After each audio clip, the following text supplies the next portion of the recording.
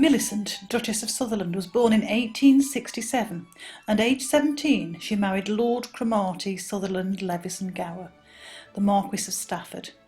He became the Duke of Sutherland in 1892.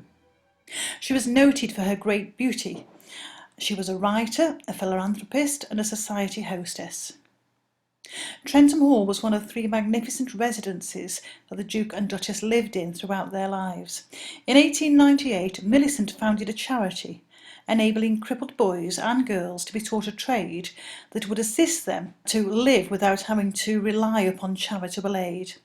And so it was that the Potteries and Newcastle Cripples Guild was formed. First, flower making, jewellery and photo frames were made, but soon the charity concentrated on making silver-plated copperware and silver artefacts that used historical references as a guide to their designs.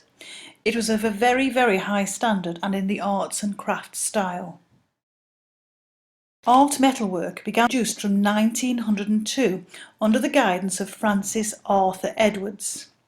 Silversmiths gave instruction to crippled workers, who produced incredibly fine examples of metalware.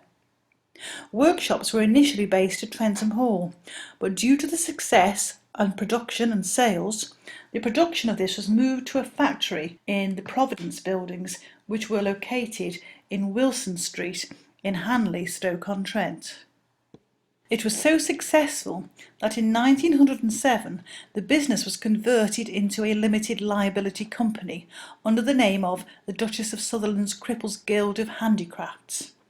Eventually it became known as just the Duchess of Sutherland's Cripples Guild. It has been quoted that one worker who has a stiff leg earns £1 a week as a silversmith. Another has his feet turned in, which does not stop him from fashioning exquisite bowls.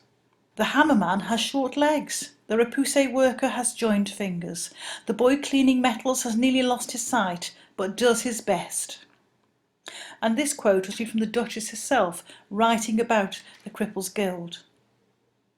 The metalwork produced by the Guild was sold locally and nationally. Indeed, the highest echelons of society, including royalty, gave their support to Millicent. A shop in Bond Street, London, sold what at the time would have been very expensive, beautiful art pieces, as well as more practical pieces like ashtrays, coal scuttles and lamp bases. The company folded in 1922, and we have a legacy of just 20 years' production of some of the finest arts and crafts examples of the century. Trentham Hall sadly was abandoned by the Duke and Duchess as the lake slowly silted up with sewage. Although the legacy of the magnificent Trentham Hall is only partially revealed to us today, the legacy of the Cripples Guild continues in some of the finest metalwork ever produced by the poorest in our society, a sentiment that has also echoed in the pottery industry here in Stoke-on-Trent. The skill of the potter and the craftsman is still deeply embedded into the communities of Stoke, and thanks to Millicent we have evidence of the magnificent craftsmen, the Cripples Guild.